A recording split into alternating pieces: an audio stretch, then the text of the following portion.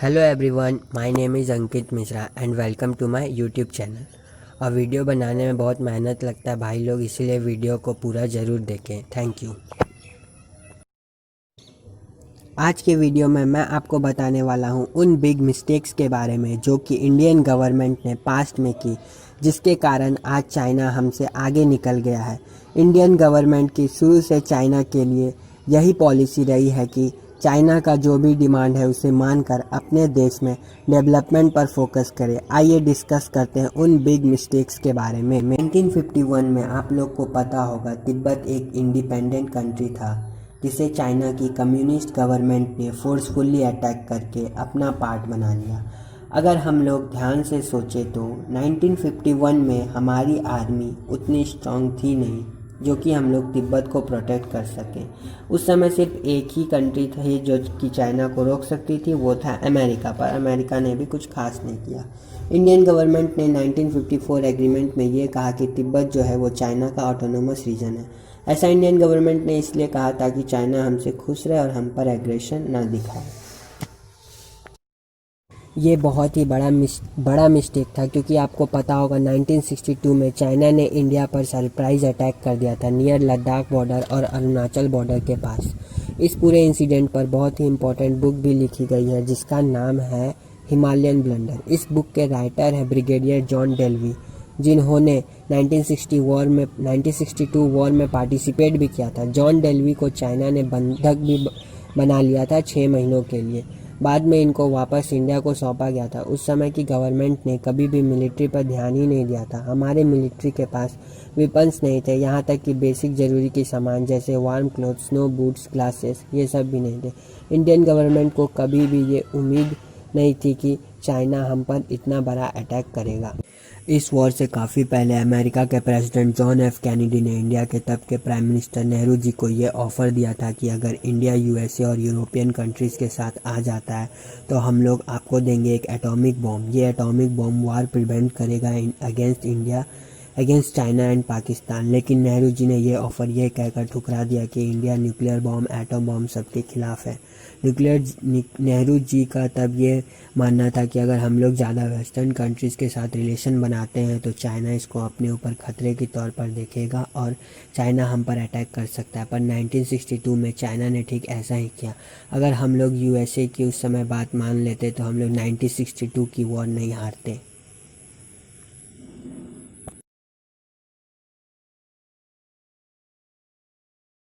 ये मिस्टेक तो वॉर से पहले की है, पर वॉर के दौरान भी इंडियन एयरफोर्स का इस्तेमाल ही नहीं किया गया।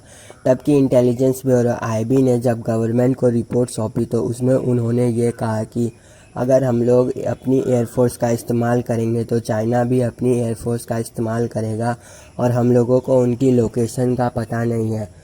बट रियलिटी ये है, तब तिब्बत में बहुत ही ख़राब मौसम था जिसके कारण चाइनीज़ एयरफोर्स काम ही नहीं कर पा रही थी। ये एक बहुत बड़ा इंटेलिजेंस फेलियर था।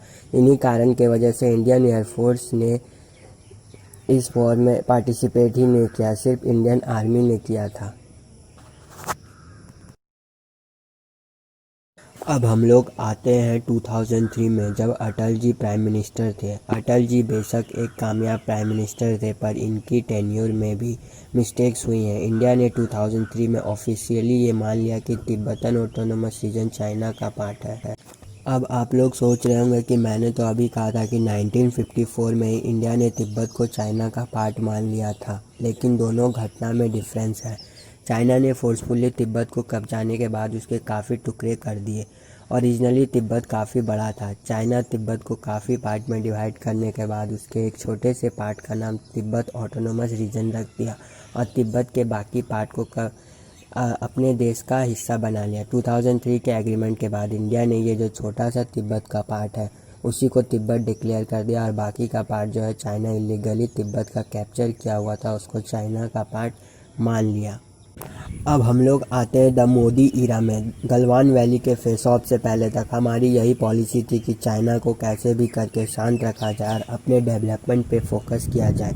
चाइना बार बार उन टेररिस्ट को सपोर्ट करता है जो कि पाकिस्तान के तरफ से इंडिया पर अटैक करते हैं। जब इंडिया ने कोशिश की इन आतंकवादियों को डेजिग्नेट किया जाए as a UN designated terrorist, तब हर बार चाइना ने वीटो करके इनको बचाया है। ये अपने आप में ही सिग्नल है कि चाइना की कम्युनिस्ट गवर्नमेंट इंडिया को किस एग्रेशन और हॉस्टिलिटी के साथ देखती है। चाइना कितनी बार कश्मीर इशू को यूएनएससी ले जा चुका है पाकिस्तान के कहने पर हम कभी भी हांगकांग के मैटर में एक वर्ड भी नहीं बोलते हैं। यहाँ तक कि अभी के समय में भी यूएसए, ऑस्ट्रेलिया ओपनली ब्लेम कर रहे चाइना को about miss handling of corona virus, पर इंडियन गवर्नमेंट अभी तक चुप है। इंडिया को प्रॉपरली साइड लेनी ही होगी, या तो यूएसए के साथ या फिर किसी और पावर के साथ, तभी हम चाइना को बैलेंस कर पाएंगे।